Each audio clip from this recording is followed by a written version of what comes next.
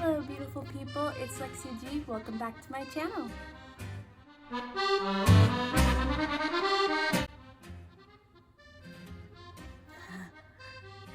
The ring light is not my friend today. Maybe we'll just go. Okay, so this week quarantine hit.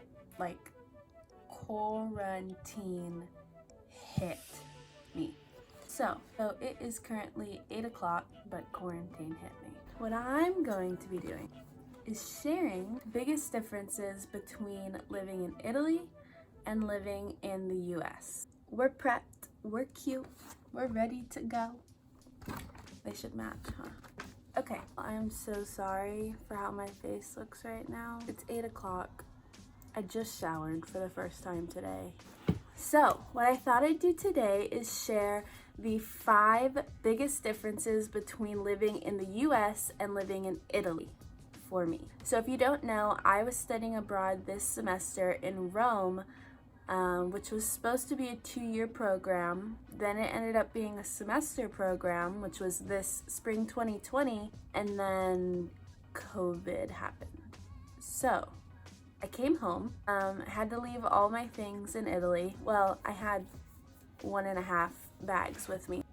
So basically, there were a lot of differences, but I just picked out the 5 that came to mind first and that were the most prominent in my everyday life. I have them written down here.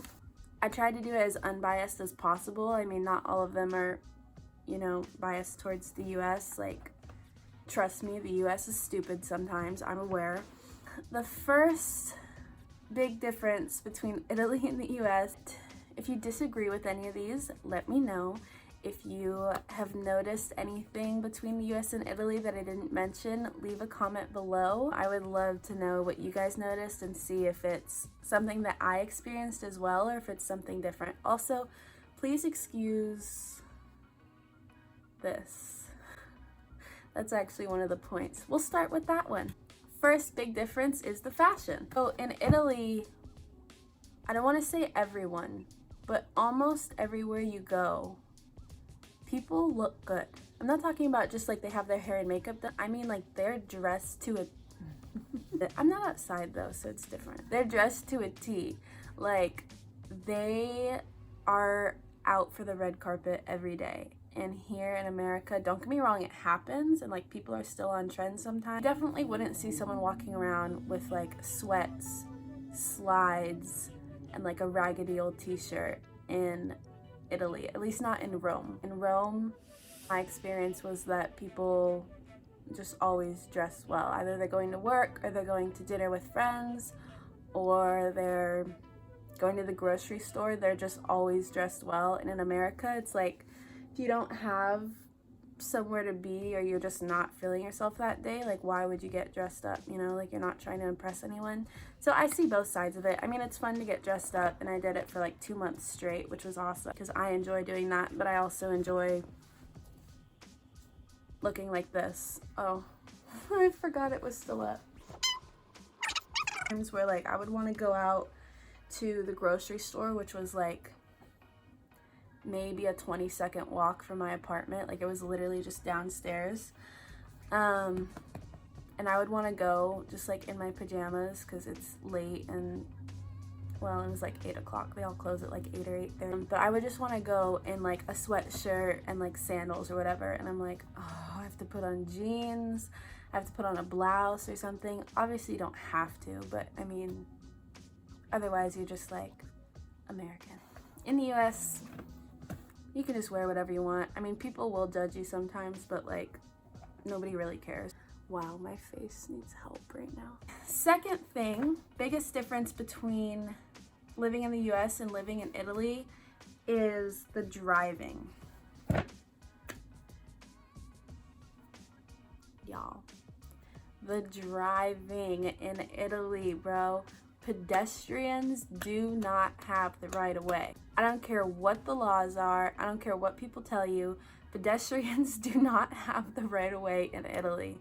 If you're not attentive, even if the crosswalk says you can cross, if it's the little green man or whatever, keep your eyes open, okay? Especially like even in the US, I mean, people are still careful, but like I FaceTimed my cousin one time as I was walking down Via del Corso. If you know, well, I was walking to Via del Corso, if you're familiar with the area. I was FaceTiming her, and like I wasn't on the front camera because I was in Italy and she wanted to see stuff, but I was showing her like what was around, and I was crossing the street and this car pulled literally right in front of me. Like my toes were less than a foot from their tire. And she's like freaking out. She's like, oh my gosh, they almost ran you over, oh my god. I was like, yeah, this literally happens every day. I wouldn't say better, it's just that I'm more accustomed to slower, more cautious driving. In the US, I don't care if I lived there for 5 years, like I would hire a driver maybe after I win the lottery. I can't do it, bro. Especially the parking. I've never taken like an Italian driving lesson or anything, so I don't know the laws, but I really don't get the parking. Like they're parking on the sidewalk. Like I just don't understand what's parking and what's not. I just don't get it. Now, the third biggest difference, customer service in Italy. Now, please don't be offended by this. This is just my experience from different areas of Italy and different areas in the US. It's gonna be different. In my experience in the US, like the customer is always right is in place. You always have a smile on, like try to accommodate the customer, whatever. Whereas in Italy, this is just my experience. What I noticed is I kind of felt like a burden to like the workers, whether I was at like Vodafone or like the grocery store or anywhere. I just felt like a burden, and they were like, oh my gosh, like hurry up, like purchase what you want, whatever. Whereas in the US, like that can happen, and like it has happened before, but definitely not often. Whereas in Italy, just for me, it seemed like it was everywhere, where they were just like impatient and like get through it. And that's just a cultural thing. It's not like better or worse. I just wasn't used to it and wasn't expecting it. Number 4. This is one of the most interesting ones to me. Cuisine. Okay, the dining experience, which isn't really an experience in the US. It's definitely an experience in Italy. From an Italian's point of view, and obviously I'm not Italian, I can't really speak on that. I've just heard from Italian friends that it seems like Americans will kind of just eat anything that's handed to them.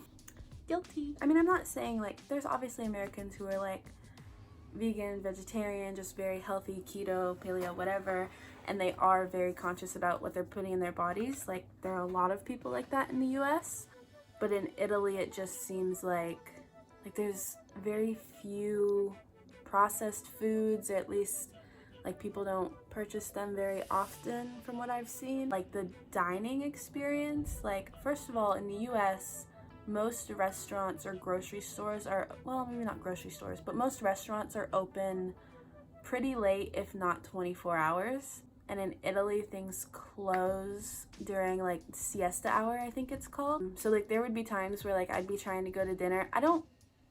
I really don't have like a set time that I go to dinner. Some people eat dinner at like 3 o'clock.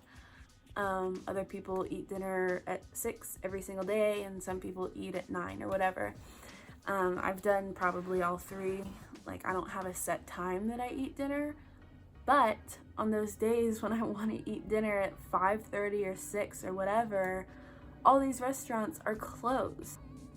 Not to say that you can't just go to a grocery store, but if I wanted to go get my little pizzette, the best food in the world, I can't because they're closed. Not everywhere is closed, but a lot of places will close from like 3 to 6 or 3 to 7 or something, because people just eat dinner later and they eat for a long time. And like they have conversations while they're eating, and you know, they're out with big groups like families, or even if it's just like a couple or something, they eat for like hours. And in the US, like if I go to a restaurant, maybe if I'm with friends, we'll be there for like 2, maybe 3 hours, like max, like if we haven't seen each other in a while and we're talking. But for the most part, if we stay and don't take it to go, we'll stay for probably like an hour-ish. And like obviously there's Italians who do that. you know, there's always exception. From what I've seen, Italians eat dinner later and eat over the course of like 2 or 3 hours, which is just not how I do it or how any of my friends who are American do it. Like I've said on all of them, it's not better or worse, it's just an interesting difference that I wasn't used to. For the fifth and final difference, listen, I am American through and through. I don't hate my country, I don't even dislike my country. Like, I know we do stupid stuff sometimes, I know Americans do stupid stuff sometimes, everybody does, but America has got a reputation about language. And I would say that from my experience, just the people I know, the Americans I know, it's pretty true. There's definitely schools that are immersive schools, I think is what it's called. I was required to take a language from like 3rd grade up to 8th grade and then 2 years in high school. A lot of people I met in Italy, and a lot of non-Americans would probably agree with this, is that Americans just speak English. Of course, there's a lot of people who speak Spanish because Mexico is our neighboring country. There's a lot of people who speak French. There's a lot of people in San Diego specifically who speak Farsi. I'm not saying that everyone in America is monolingual. Actually, one of my favorite things in the world is learning languages. Like, I love learning languages. I'm teaching myself sign language right now.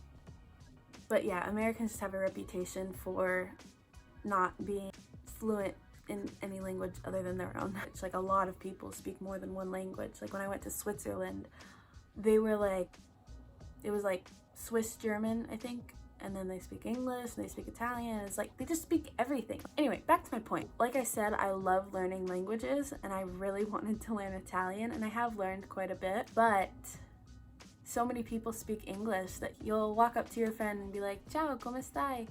And then they speak to you in English.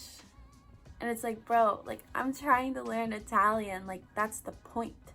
I'm trying to learn Italian. Speak to me in Italian. My speaking is so much better than my comprehension because I'd say like roughly 90 to 95% of the time that I was in Italy for the 2.5 months I was there, people would respond to me in English. And like, even if they didn't speak English, they'd try to respond in English. So like, my Italian is far from perfect. Like, far. Like, I'm not even fluent at all. And now I completely understand that they're doing it to be nice. An American doesn't speak your language, they're just like, sorry. But because English is such a common language, like everywhere else, they're like, oh, you don't speak Russian, I'll speak English for you. Or, oh, you don't speak Portuguese, I'll speak English for you. So yes, those are the 5 biggest differences that I've noticed. So all of my experiences and opinions are just kind of based off of living in San Diego and living in Rome. I can't speak for everyone, you know, none of these are really good or bad things. They're just big differences that I wasn't expecting going into my study abroad experience. Obviously, a lot of my travel plans got canceled because I came home early due to the virus. Again, I hope you guys are all staying safe. If you want to see more, leave a comment. Follow me on Instagram. I'd love to know your guys' opinions. I'll see you guys next week. Bye!